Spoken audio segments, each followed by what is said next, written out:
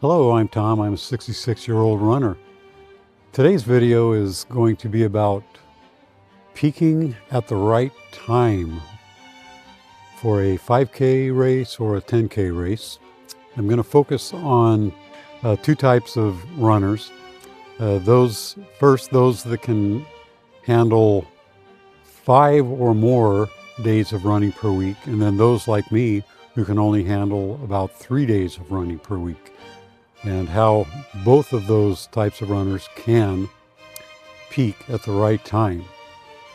If you enjoy this video or find it helpful in any way, please give it a like and subscribe to my channel.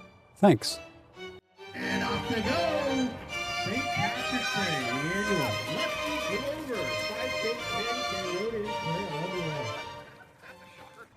If you're aiming to peak for a particular race, whether it be a 5K or a 10K, that implies that you're beginning at a place where you're not in peak shape and working towards a place where you're in peak shape.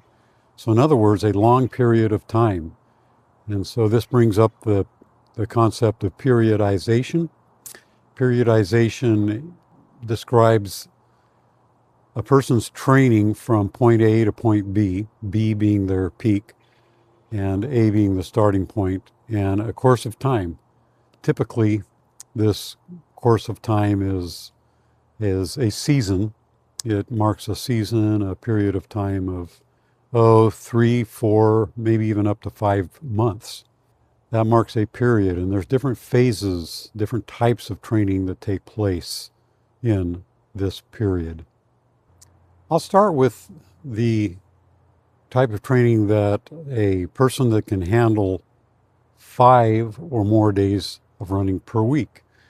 So the older runner who can handle 5 or more days per week, which I envy, I wish I were like you, but my body only can handle about 3 days of running per week. But enough of that. We're talking about those of you who can handle more days per week. So a typical training period for you would be, let's say you're pointing towards a big 10K or a big 5K down the line in about 3 to 4 months. Let's just say 4 months down the line. Well, the period of training would begin with the base phase. So that's the phase where you're putting in a lot of aerobic miles. The intensity level is low. So you would put in hard days, but these hard days are not fast running. They're going to be below threshold. So you're going to be putting in a maximum of 2 days per week at a steady state. And that, of course, is after you warm up, do a good warm up so that your muscles will be supple and you'll be able to increase your pace without the risk of injury. So during this base training phase, you're going to put in primarily long aerobic miles, and then 1 or 2 days a week you'll put in, I personally would recommend tempo runs at a steady state, definitely below threshold, but at the same time where you are breathing fairly hard, but it's under control. And so these tempo runs would be at 2 or 3 miles at this steady state pace. Primarily your running is going to be long, easy zone 2 aerobic runs. Once again, I need to mention 2 things: strides and hill sprints. I'm going to mention those right off the bat because those are the types of training that I believe should happen year around. They should happen in the 4-month period of training that you're going to undergo. You should always be doing some strides. I do about 4 strides of 15 seconds each, and these are just increased pace at about race pace, or maybe a little bit faster. 4 of those with plenty of rest in between. And as I mentioned before, I also recommend hill sprints. And I currently am doing about 6 hill sprints of 12 seconds with plenty of rest in between. The rest comes as a walk back down the hill before I started again. So these strides and hill sprints are something that I think should happen year round. The hills, as I mentioned before, are great for injury prevention. Plus, they prepare your body for the more intense training that's going to happen later in the period. Okay, the next phase for those that can handle 5 or more days of running per week would be the hill phase. That was made famous by Arthur Lydiard, who at the end of the aerobic base building phase, he would have about a 4-week long hill phase. Since you've already been doing hill sprints during the entire base phase, I would recommend for 2 to 3 weeks at the end of the base building phase that once a week you do longer hills, not hill sprints, but more longer hills of maybe 45 seconds to 1 minute in duration, hill repetitions, with plenty of rest in between. After the hill phase comes the threshold phase, and we can thank Jakob Ingebrigtsen and the Norwegian method for that. We're not going to do double thresholds, but single thresholds, just one threshold workout per week is what I would recommend for both older runners who can handle 5 days of running per week, as well as those of us who can only handle 3 days of running per week. These workouts are, again, just at the lactate threshold, so they're not very fast. And so you can do more repetitions, such as 8 times 400 meter repetitions at threshold pace with 60-second rest in between, or just long enough to recover to where you can just clip off all those repetitions without feeling too fatigued. They're not an incredibly hard workout, they're just sort of a long interval workout. Then you would move into what Brad Hudson calls the sharpening phase, and that lasts about 4, maybe up to 5 weeks before your big peak race that you're aiming for. So the sharpening phase actually is going to be faster than threshold pace. So this sharpening phase involves something that Hudson calls race specificity, or the principle of specificity. So this involves running intervals primarily. It involves interval training where you are running at the same pace as your goal race. For example, if you are aiming to run a peak 10K, then you would run intervals at 10K goal race pace. Good intervals for a 10K runner, or good repetitions, would be something like 800 meter or 1,000 meter repetitions at your race pace with not a whole lot of rest in between. So what you're trying to do is equal the intensity that you're going to be encountering during a race, both pace-wise and your fatigue that you're going to be experiencing during the race. So something like 6 times 800 meters, or if you're not on a track, then 6 times perhaps 3 or 4 minute intervals or repetitions with only about a minute and a half of rest in between. And these repetitions would be at race pace. These are going to be tough workouts. They're going to be in the anaerobic range. They're going to be harder than threshold. But the body can only handle maybe 4, maximum of 5 weeks of that before you reach a peak. However, for older runners, chances are we're not putting in enough intensity to really have a problem with reaching a peak. We're not going to go peaking out like world-class runners would. they're training at their maximum. They're at their maximum best, and so they do face the danger of perhaps peaking too soon, and so they would not start their sharpening phase more than 5 weeks in advance of their championship race. Then, a couple of weeks before the big race, world-class runners are going to be doing all-out speed work, to where it's even faster than race-specific training.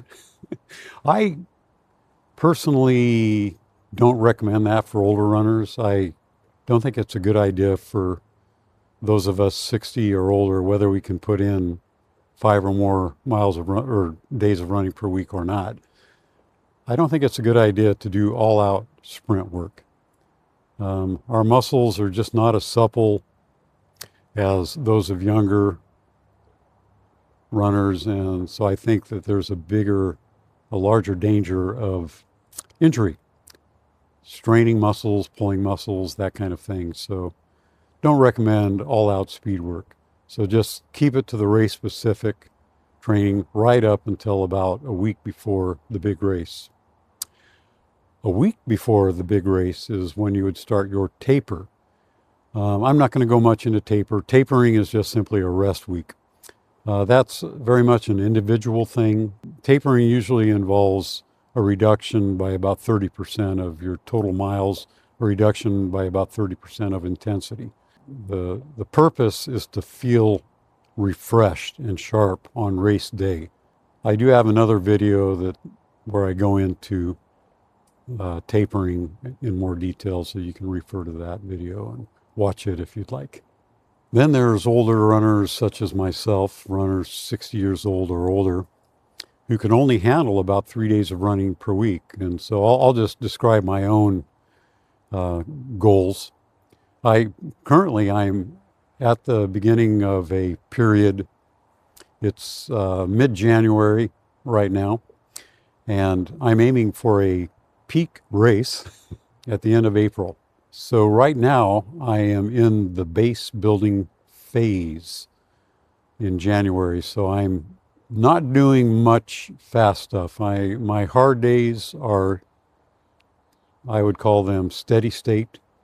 So once a week, following the 80-20 rule of 80% easy aerobic running and 20% hard running. My hard days currently are just a little 2-mile tempos at or slightly below anaerobic threshold, lactate threshold. So I'll do 2-mile runs where I'm breathing pretty hard but under control. And again, the lactate threshold pace is a pace that you could hold for an all-out hour race. For some people, that would be a 10K. So if you run a 60-minute 10K, then that's your lactate threshold. During the base building phase, I try to do my hard days a little bit below the lactate threshold. That would be like a steady state pace. So in this particular period that I'm in, the base building phase would continue on through, if I'm calculating correctly, about mid-February. And around mid-February, I would begin the hill phase. Of course, I've been doing hill sprints the whole time as well as strides. The hill phase, I would do that for a few weeks, 2 to 3 weeks. So that would be my hard day, a hill day of longer hill repetitions of 45 seconds to 1 minute, with plenty of rest on the walk back down the hill. Because they're longer, they are going to be somewhat anaerobic. You're going to be out of breath by the time you reach the top of that hill after about a minute. And so it's going to help a little bit with your anaerobic or stamina, but it's also going to be neuromuscular. It's going to focus on strength, continuing to strengthen those muscles that are used for speed. So this period of hill training will prepare your muscles, your legs, for the faster training that's going to be happening during that sharpening phase. And also, as I've mentioned before, hills are great for injury prevention because they strengthen the leg muscles in a way that running on the flat surface will not strengthen your muscles. After the hill phase comes the threshold phase. These workouts are, again, just at the lactate threshold, so they're not very fast. And so you can do more repetitions. They're not an incredibly hard workout, they're just sort of a long interval workout. I would begin the sharpening phase, similar to those runners that can handle 5 or more hard days per week. And this would be 1 day a week, where I'm going to aim for that race specificity. I'm going to be increasing the intensity. My goal race is a 5K. So I'm going to be pointing towards workouts that are at 5K goal race pace. So let's say my goal is to run at an 8-minute per mile race for my peak 5K road race. Then my intervals would probably be something like 400 meter repetitions, where at, say, 2 minutes per lap, I think that's about 8-minute per mile pace. If I'm not at a track, then I would do, let's just say, 2 or 3 minute repetitions at 5K goal race pace with about a minute and a half rest in between. So these are going to be pretty intense. They're in the anaerobic range, going to be out of breath. This is the sharpening phase. So I'm going to do that about 4 or 5 weeks prior to my goal 5K road race. For those who can only run 3 days a week, it's a really good idea to apply cross-training to your schedule.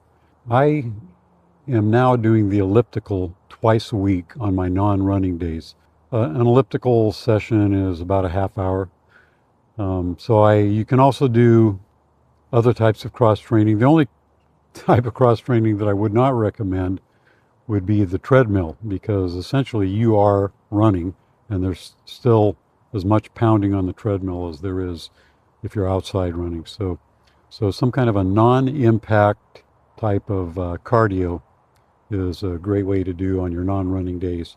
So that essentially gives me, or anybody else that can only run 3 days a week, if you're also cross-training twice a week, then you're getting 5 days of cardio-respiratory exercise. So the 2 days per week that I am doing the elliptical are zone 2 aerobic type training. So I don't work out hard on those particular days.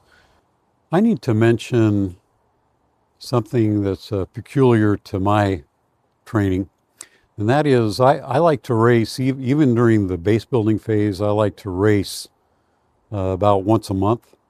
And so during that aerobic base building phase, for instance, I'm going to be racing during that period, and a 5K, just, once a month. So that's going to be a definite anaerobic workout during that base building phase. And also, I like to do a mile time trial about 2 weeks before my races. So there's going to be a couple of days during a base training month. There's going to be a couple of workouts, one being a race, one being a time trial, that are going to be anaerobic, even approaching that VO2 max level, which is the most intense. Now my races, I don't know if they quite reach the VO2 max, but they're definitely in the anaerobic range, so they're pretty intense. So I'm going to be doing those pretty much year round. I'm always going to be racing once a month. So what I'm saying is that means even during the aerobic phase, there is going to be some intensity, just simply from races. And that's not all bad. I think that's just fine to do that while you're doing an aerobic base build. And that even happens during that 3 or 4 weeks of hill training. Chances are the hill phase is going to be broken up by a race as well, and a mile time trial two weeks before the race. But this is me. However you do it, I don't recommend racing more often than once a month for older runners in particular. Younger runners can get away with racing more frequently, but for older runners, because races are very tough on the body, and it takes me a week basically to recover from a 5K road race. But that's another topic. Rest weeks. I'm an advocate of putting in down weeks or rest weeks once a month, about where you reduce your training by about 30%. And I happen to put in my race or rest weeks during the week following a race. And that's something I would do anyway, even if I didn't race. So it's not like you're sacrificing training and losing fitness during that time. All right. Again, if you enjoyed this video or found it helpful in any way, please give it a like and subscribe to my channel. And may you peak at the right time for whatever race that you choose, whether it be a 5K or a 10K. All right. Thank you and have a great week. Bye.